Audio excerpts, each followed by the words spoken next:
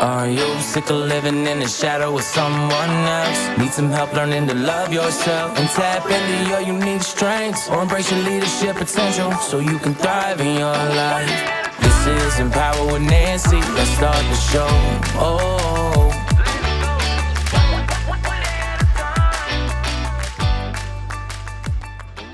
Welcome to Empower with Nancy's podcast. I have a special guest today, and I'm honored and excited to share her career and her challenges she has faced in her life that are incredibly empowering.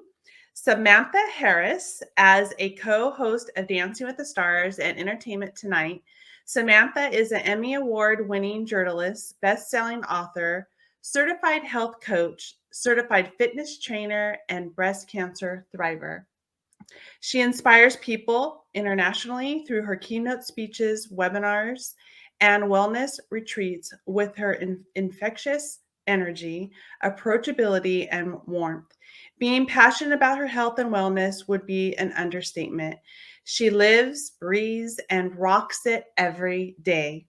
At age 40, she was diagnosed with stage 2 invasive breast cancer, determined to fight for her life. She searched for answers about how we can improve our health and prevent chronic diseases. Welcome, Samantha. Wow, that is, I've been watching you for quite some time, and you're so inspiring and energetic, and you don't take no for an answer. Like, you are so driven and so powerful, and I'm super excited to learn more about your journey. Well, thank you for having me. Congratulations on your podcast and the success that you're having. Thank you so much. So let's get started. You ready? Yeah, let's go. All right. Let's start with your journey. Can you take us back to when you started your career as an Emmy-winning TV host and entertainment journalist? What were the pivot points that led you down this path? Well, I grew up in Minnesota, and at the age of 12, I said, Mom, Dad, find me an agent, because Minnesota's a hotbed of an agent and a business of any sort. But, I started to do commercial work and print work and fun things like the back of a cereal box and a Pringles commercial and an Olive Garden commercial. Interestingly, both foods that I would never eat now, although you could probably go to Olive Garden and find maybe a nice salad or something plant-based. But it's funny just how things switch. And the cereal box I was on is called Rocky Road cereal, laden with sugar and harmful toxins. So General Mills, don't sue me. I'm not saying your cereal's toxic, but sugar is toxic. And so anyhow, we'll get into all of that. But after going to college at Northwestern University in Chicago, I made a beeline out here to Los Angeles, where I really pounded the pavement and juggled, sometimes 4 or 5 jobs at a time while I was pursuing a career on television. And one thing, thankfully led to another, and eventually got my first show, then my second show, my first network show for Fox called The Next Joe Millionaire. That landed me my first entertainment news job at Extra and Access Hollywood, and eventually at Entertainment Tonight, which was the place that I interned during college. So it was a nice, my goodness, full circle moment, sitting in the chair for Mary Hart. Then here I was at the peak of my career, Dancing with the Stars for 8 seasons, and Entertainment Tonight, and a summer stint on Broadway, while juggling my entertainment news job and a new child who was just almost 2, and now I have 2 daughters who are almost 13 and 16. But I thought I was not only on top of my game, I thought I was on top of my health game, not just my career game, and I was blindsided. And so you were running around in so many different directions. But how did you feel with that? Did you know that you were going down the path that you desire? Like, were you excited, or were you just not sure? Like, the Which path path? that you Are you wanted? talking about There's the path of going down cancer, or the path of my entertainment news? No, not the cancer, your entertainment. I worked really, really darn hard. And, from the time that I was working at my high school television station, learning how to write copy and read from a teleprompter and produce my own segments, and working in college at a local television station in Minneapolis, producing all their entertainment news segments for a summer, and covering some hard news, which made me confirmed after covering a murder of a child that I did not want to be in hard news, delivering sadness to people. I wanted to bring people light and happiness and escape from what can really bog us down in our day to day. And so entertainment news and shows like Dancing with the Stars and my game show that airs on Game Show Network every day called Tug of Words, which is just fun and gets your brain going. If you like wordplay, check it out. Yes. But I mean, that was my dream as a kid growing up. And starring on Broadway as Roxy Hart in the musical Chicago while I had a 2-year-old and working a full-time entertainment news job was an insane. I can only imagine. Are you still there? There you are. I lost you for a minute there. I was Yeah. all excited talking about how everything's going in my career, and then bam, which is kind of how I felt when I was blindsided by breast cancer. Everything just went dark. Yeah. Yes. And so let's talk about that. And because this is, as I told you, you know, when we were talking through our messaging, is I lost my mom of breast cancer when I was 17, and she missed my graduation. And when it sprung on her, it just was blindsided, and it didn't run in the family. So back then, the chemo was just, you know, too much for her body, and then it just trickled down, and we lost her very quickly. Oh, I'm so sorry. Oh, thank you. It was losing your mom at such a young age. It was a struggle because it really crumbled our family, but we were able to, you know, get back together and just go forward, because she, as moms control, and they hold the family together. Yeah. I mean, dads do too, but you know what I mean. No, and I am so grateful that I have my mom at 75 now, and she is my best friend. I lost my dad to colon cancer when I was 22, right after I graduated from Northwestern, and he got to see me graduate. I'm sorry, she didn't get to see you graduate. He got to see me graduate high school and college, and then passed 2 months later. But I know how that crumbles a family, and how crushing it is. And now, you know, that was in 96, and all these years later, since 1996, it still feels like was just there yesterday. And so I understand that pain, you know, as you do. And but as a girl and losing her mom, it's there's a whole other layer there that is really, really challenging. And I'm so sorry that you lost her. Oh, you know, Samantha, thank you so much. You know, I have been, it was hard. I had 4 kids, 2 boys, 2 girls. I was the youngest. But you know, I've always been a very driven person, very positive, in doing the outcome of knowing that there's so much to life. And I know it's hard to say that at the age of 17, but, you know, I was very grateful and blessed that we were able to get through it. Mm-hmm. So your battle to breast cancer was in 2014, and now you're cancer free. So congratulations, such a phenomenal story. Battling cancer is an incredibly tough journey. How did you find strength and support during these challenging times? Well, again, because I thought I was as fit and healthy as I had ever been. And then let's back up for a second, actually. I think it's a really important story to share with your listeners and your viewers, because we need to be our own best health advocates. I, at almost 40, back in 2014, was what I thought in the best shape and best health of my life. And I thought, you know, my dad died of colon cancer. His mom lived to 95, but dealt with a breast cancer diagnosis in her 60s. I should set a baseline. My daughters are 3 and 6. Let's get a mammogram. I had a mammogram. It was clear. And then 11 days later, I found a lump. Now, it's not that the cancer just miraculously appeared in 11 days. It's that the diagnostic test missed it. Later on, they realized, oh, it was like a snowball in a snowstorm. Unless we know exactly where to look, it's really hard to see. I had immediately went to see my longtime OBGYN. She did a quick clinical exam, told me the lump is nothing. You're turning 40. Lumpy breasts, welcome to 40. So I went on my way, hung my hat on the fact that I had a clear mammogram. A month later, though, that lump was still there. My inner voice was starting to get a little louder now, saying, Samantha, if this lump is really nothing, let's make sure it's nothing. Let's get a second opinion. So I went to my internist again, because it's not cancer. What other kind of doctor would I go see? Saw him. He said, nah, it's nothing. Sent me on my way. Now, this was just the two doctors feeling my breast in a clinical breast exam. 4 months later, the lump was still there, inner voice screaming at me now. And basically, I finally said, I need to get myself to a doctor who looks at breasts every day as her expertise. And that's when I found my way to a surgical oncologist, because if you go on and try to figure out who looks at breasts, well, it's only your OBGYN who does a quick clinical exam and, Right. pap smear or whatever. And then it's a breast oncologist, because the only fear of your breast, I mean, yes, I dealt with mastitis, which is the clogging of the ducts during breastfeeding my girls. But, so really it was my OB who would help with that. And so there I was. We did two ultrasounds, a needle biopsy. We had an MRI. The radiologist looked at that original mammogram, and they all said, there's something there, but it's not cancer. No test detects the cancer. But thankfully that surgeon said, I want to take it out anyway. So I had a lumpectomy and woke up from the surgery again, reassured it's not cancer.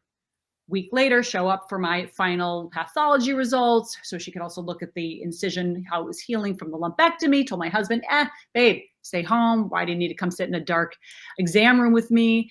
And that's when we found out that not only was it DCIS, which is ductal carcinoma in situ contained within the duct, which is, if you're going to get a breast cancer diagnosis, the kind that you want, but that unfortunately some border that she took thinking it was actually just a sample of healthy tissue turned out, and thank goodness she took that out, turned out to be invasive breast cancer. And wow. So you went through all of that, so was at age 40, was that your first mammogram? Yes. Which is standard. I mean, right? Insurance doesn't want to pay for them as it is. They're getting harder and harder to actually get. It was not a 3D; it was a 2D mammogram. Whether or not a 3D would have shown it, my guess is no, not necessarily if all the other diagnostics missed it. But if you are listening to this and you are getting your annual mammograms, which you should be, please do see if they have a 3D available. At least it gives you a better picture. Right. And that I do the 3D and I do an ultrasound. And, I can share with my audience, because I am an open book, where, I am fully menopause. I started fully menopause at age 47. Wow. And then end up finding a lump on my breast, but they say, oh, it's fibrostic cell, you're fine, it's due to your hormones. And I kept checking, they kept checking every 6 months. You're fine, you're fine, you're fine. But then I'm not a big advocate of the mammograms. I don't know what it is. Like, I don't know if it's just this internal feeling that I feel that it causes cancer. And I don't know, I'm not saying it does. Well, I'm not a I'm doctor. stop you there. I just want to stop you there only because I'm a national ambassador for Susan G. Komen. And I just want to make sure we're not giving misinformation or scaring your listeners unnecessarily. Where do you come from with that? It's not radiation. It's not a CT. No. It has no radiation. So I'm just curious, because I want to make sure, again, just making sure people who are listening, we don't want to pass misinformation, especially when it could save a life. Oh, 100%. Okay. That's just, like I said, that's my own preference, but I still do it, right? I still go in and I do the mammograms and I do the ultrasounds. And I think it is definitely, I have friends and family that have passed from it. So I, by all means, not saying that do not do that. I think it's very super important, especially that you've gone through it and it saved your life. Well, it didn't save my life. It missed it completely. I saved my life because I found the lump, and then I pushed through not one, not two, but 3 different doctors to say, let's make sure that what I found is really nothing. And that's really the bigger message here.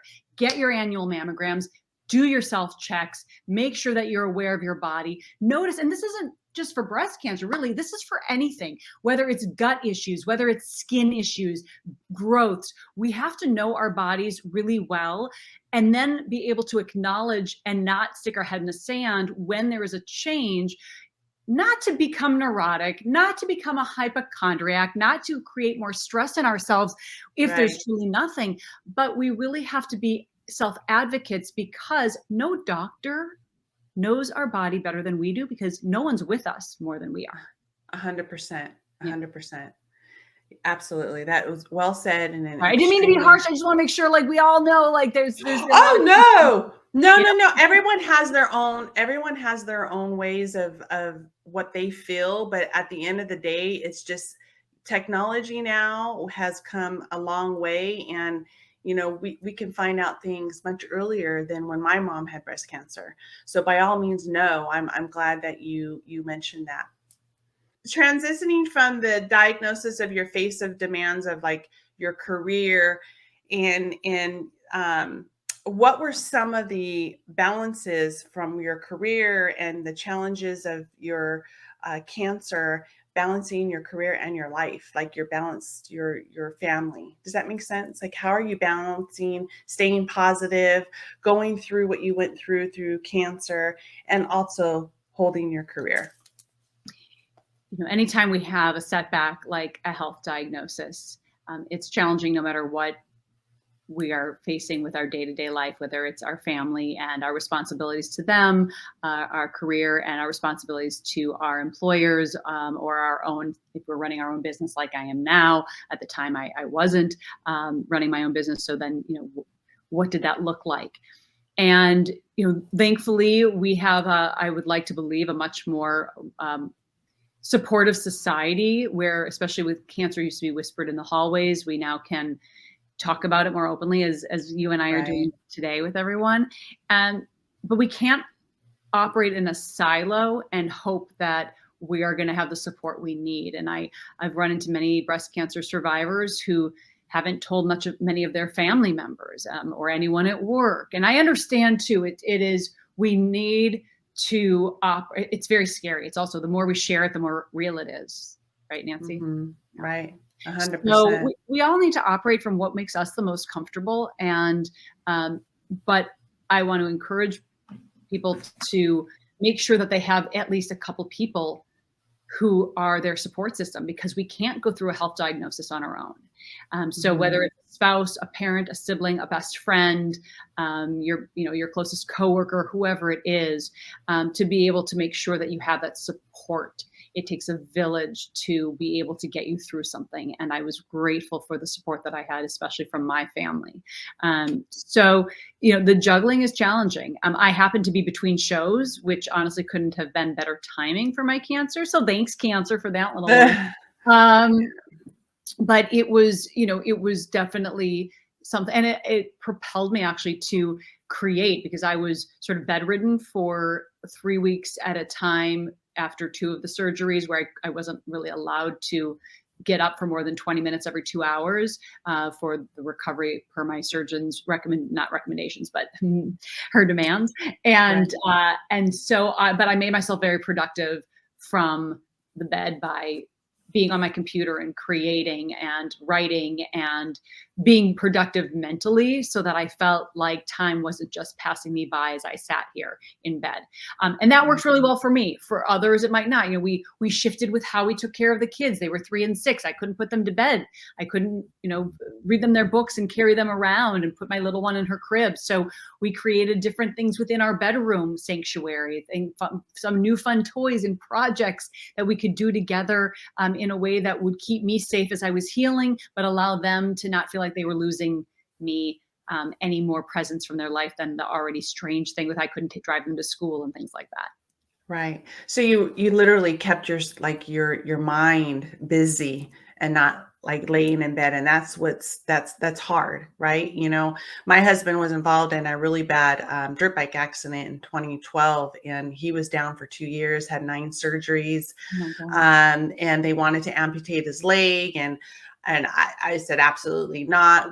That was very challenging. By all means, it was in cancer, but it was very challenging for us, because Yes. it was, you take your life where it's one way, and then all of a sudden it's completely shattered and changed. But you know what? We were able to get through it, right? Because we stayed positive and kept our minds going and working together as a family. So that is definitely super important. And sometimes people don't have that support.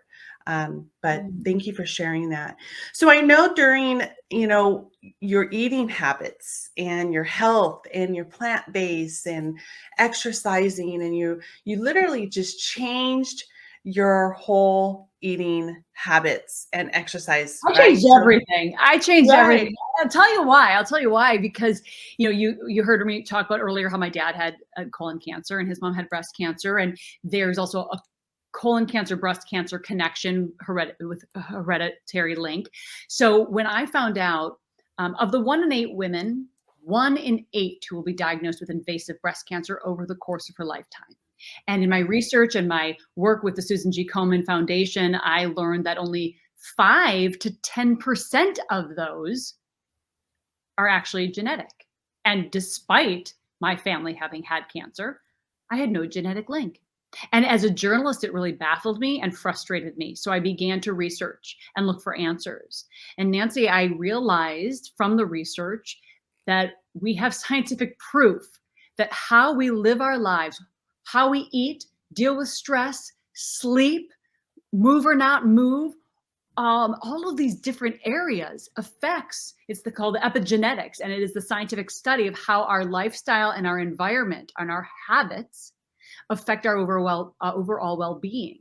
We have certain genetic code, maybe for cancer or type 2 diabetes or heart disease or neurodegenerative disorders. And it's in our body, and how we choose to live our lives, maybe not 100% of it, but maybe in this case, 90% of it, relies on the choices that we're making on a daily basis.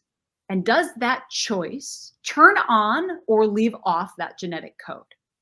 And that to me was an aha moment. But I'll tell you why, especially Nancy, I'll tell you why, because I felt helpless. I felt so frustrated and helpless and destroyed that this cancer thing had happened to me and to my family, and the ripple effect, and that I had no control, and it stole that control.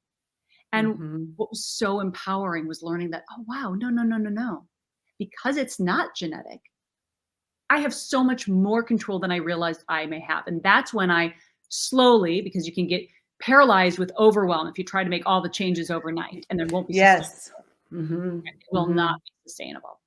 But slowly, methodically, I began to change my approach to nutrition.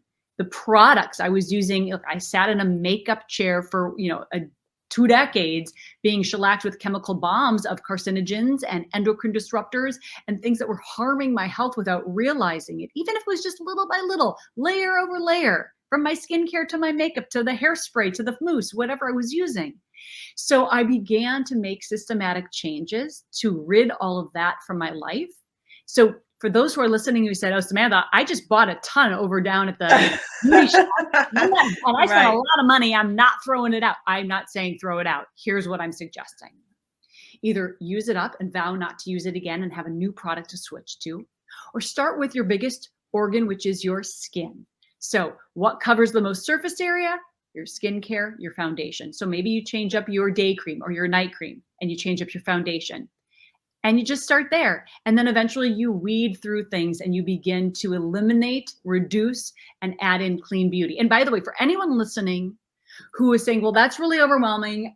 I don't know. There are thousands of brands out there. I don't know what to use. Well, when I did my 65 episodes of my game show recently, 12-hour days, 6 shows a day, I needed staying power for my hair, my makeup, stuff that not only looked great and worked, but also was free of harmful toxins.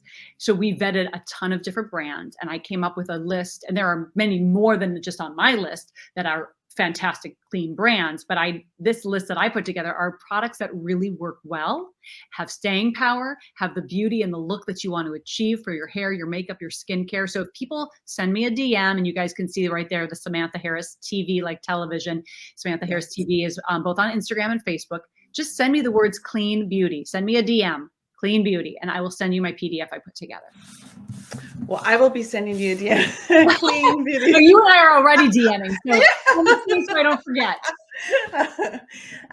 You're actually already using some of the stuff. You're already using some of the Shaklee. So yeah, that I'm using the plant-based the protein powder. The protein powder. Oh my gosh, the best.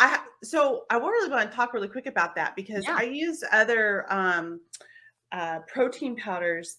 And I was just telling my son last month, I'm like, you know what, sweetie?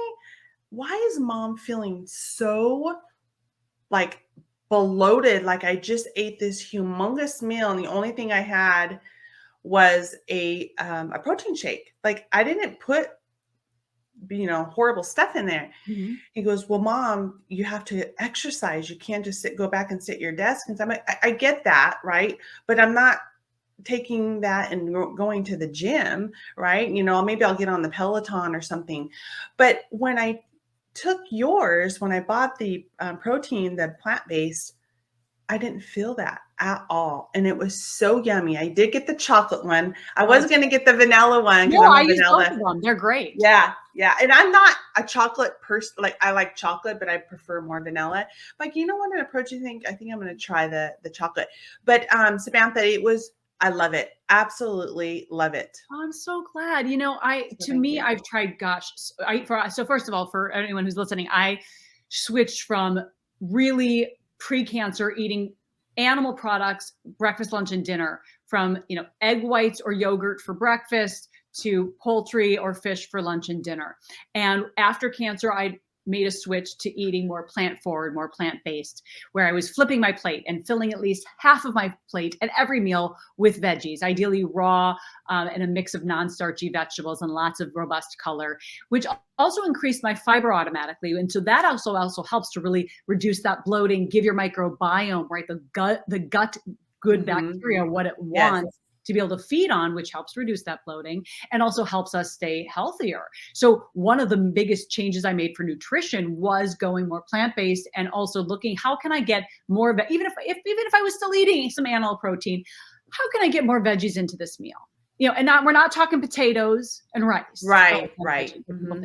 So how can I get more veggies into this meal? And then I slowly began to reduce from 21 of 21 meals a week of animal down to, I have sushi once a week, which, by the way, still makes my mercury too high. So I have to go in my infrared sauna and take some, basically detoxing powder to be able to bind some of those toxins of the mercury and get it out of my body, to bring that mercury down just from once a week of, wow, high mercury, high PCBs, and everyone metabolizes things differently. Apparently my body just really doesn't want it. It's like, I want nothing to do with mercury. But there are also some great health benefits from the lower mercury fish. So we're talking about wild Alaskan salmon, sole, mackerel, sardines. Those all have lower amounts of mercury and really great brain boosting benefits because of the omega-3 fatty acids and other properties in that. So I'm not saying stay away, but make sure you're not having, big, thick, meaty fish or lots of tuna because they're really high in mercury. It's why pregnant ladies, they say, stay away from the tuna fish in the can. That's why. You don't want to give the mercury to the baby. So anyhow, but the changes that I made for my diet, so the adding in the plant-based, so I switched from having those breakfasts to having a smoothie every day, or an acai bowl or a smoothie bowl that I make at home. So I'm saving money. I'm also able to get a lot of nutrient density into that smoothie. So I get in my greens, I get in my healthy chia seeds and flax seeds, and flax are both breast and prostate protective. I'm putting in my plant-based protein powder so I tried the bottom line is I tried a lot of different brands of protein powder. I used to use whey, but that's animal-based. So when that's what I was always using. And it can tend to be Yes. more bloating, right? Because whey is like, there's casein, it's that cream. Most of us are lactose intolerant. I don't remember, like 70% of adults are actually across the world lactose intolerant. Yes. So, especially as we get older. Yes. And I don't know, I have to look back. I don't recall whether or not whey has casein in it, has the lactose in it, but I think it might, but regardless. So I got away from the whey and I started to go with a plant-based. Usually it's a pea protein or maybe a rice protein or different things like amaranth protein that's in there. This particular one is pea protein that I love, but I found this brand that we're talking about, Shaklee, that, you guys, if you want the information, just DM me protein. I love when you guys reach out on Instagram. It might take me a few days to get back to you, but as Nancy knows, it's how she reached out to me, how we connected. I get back to everyone. So you do 100%. And I thought, okay, I'm going to try and see if we can get back out to her. And then I'm like, oh my gosh, you should, you responded. I love it. That tells me a lot about you. But yeah, when I went on the website, there was so much. So I think I know that, you know, my audience, and I know for me, do you have like a recipe type book of saying, okay, Monday I through do. I Saturday, do. I have a or Monday through website Sunday? that has some of my main dishes, including my signature smoothie and some other smoothie recipes. I also have a PDF guide of some smoothie recipes. So, you know, if people go to, if you very easily, guys, you can also just go to the link in my bio on Instagram at Samantha Harris TV. In there, you'll find a link that will have, I have to even look at, I think it even just says, so my favorite clean products, and you click on Products, I there, saw that. and that will get you to the Shaklee website. So that, and you want to go through my link. You don't want to just go to their website, because you can, and then you can choose me as your ambassador on the way out. But I add, as Nancy knows, I add a lot of additional support that you will get only by, you know, grabbing it from me. And I love to share the insight. And that's what's super, super important. Like, you gave me, like, once I asked a question, like, you gave me all the information that I needed. And I'm like, okay, I got to check this out. So, does your family, are they on a plant-based too? Are they, is My everyone husband following? primarily, my kids, you know, they push back a little more, and they definitely, they still have chicken. My little one really does. You know, she's like me when I was little. I was a huge red meat eater because I grew up in Minnesota. So she loves her burgers. And so if you're going to choose to have animal, the goal is to reduce the size, the amount, right? We don't need a 12-ounce steak. Our body doesn't need it. Mhm. So really going for smaller portions. 2 to 4 ounces is really much more than we need in a sitting. Then making sure, even more importantly, that the quality of that protein is well sourced. So if it's red meat, you want to choose organic and Organic. grass fed. If you're Mhm. choosing poultry, organic for sure, pasture raised if you can find it. Because even if it's organic, they still might be crammed in little cages, or they might be cage free. By the way, cage free, all natural, free range. Those are all BS marketing terms. They mean nothing. Pasture raised and organic are regular, and grass fed. Those things are regulated. So then you know, that's what I'm getting. It actually is So, high quality. so when you see the eggs where it says cage free, So what that basically means, look, is it, I'd rather my eggs be from a chicken that is not in a 2x2 or a 1x1 little tiny cage who can't even turn around.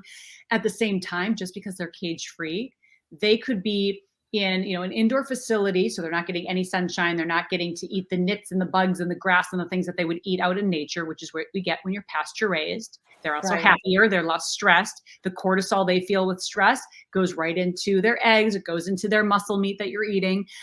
And they can still be so crammed, chicken next to chicken, pecking at each other, stepping in feces, pecking and eating that. And so even if they're cage free, they can still, I mean, you can, believe me, if you guys Google, you'll see some really disturbing videos. It might just give you that thing. You're like, ooh, right. So I'm going You're on like, no. Right. Oh my goodness. Well, I think that your whole self-care and everything plant-based, and I love plant-based, but it's trying to get my whole family. Like, I can do all of that myself, but with Right. my husband and my kids, I mean, my daughter doesn't live with us, she's married and what have you, but I don't think that they would, they have to try it. I'm not going to say no. I'm not going to make that decision for them, but Right. I would definitely love that, because as we get older, we do need to change, right? So, Yeah. um, And it's hard. It is hard. Well, you know what, here, it seems to be harder than it is. The older we get, the more, stuck in our habits and our ways. And we also tend to lean towards what's comfortable. It's comfortable to eat the way you've always eaten. It's comfortable to not work out because you never really worked out regularly. It's comfortable to stay up late scrolling and sacrifice good solid sleep. That's what's comfortable. But again, the mind shift is, what if this is how you want to live? Again, I'm not for you guys decide. You are all your own people. You guys decide what is right for you and your lifestyle. But ask yourself, how do I want to live? Do I want to live energetically, vibrantly? Do I want to live a long, healthy life free of disease, whether it's physical debility, or actual disease or neurodegenerative disease, or do I want to live in a place of morbidity for the last 20 years of my life or die even sooner, right? So how do I want to live? And then you can make choices. Okay, well, I want to live a healthy, long life. I want to be there for my grandkids to chase them. Maybe I see my Yes. grandkids. Sounds great. What do I need to do? And then you go, okay, I'm going to make some small changes. I'm going to change up my skincare and my makeup. I'm going to start to eat more plant-based. And I'm going to choose to eat meat. And look, like I said, I eat my sushi. I eat my ice cream. If I'm buying ice cream, it's organic. If I'm out at the ice cream shop, it is what it is, right? But and those are my choices. I still color my hair, but I go as long as possible between colors. I'm so gray right now on top that my kids make fun of me, but I'm reducing the amount of formaldehyde and other toxic exposure that we know are known carcinogens, right? So how do we choose, can it be a 90-10 rule for our lifestyle choices? Can it be, or 80-20, whatever works for you? We're bio individuals. We need to figure out what works best for ourselves and then go from there. So I hope that helps. I know we have to wrap up, but I'm so grateful. And there's more following me on social, and I'll give you guys so much more. Yes. I thank you so much for being on my podcast today, Samantha. You are inspiring, and it's such a pleasure to get to know you. Thank you so much. And thank you, listeners, for participating and listening to my podcast.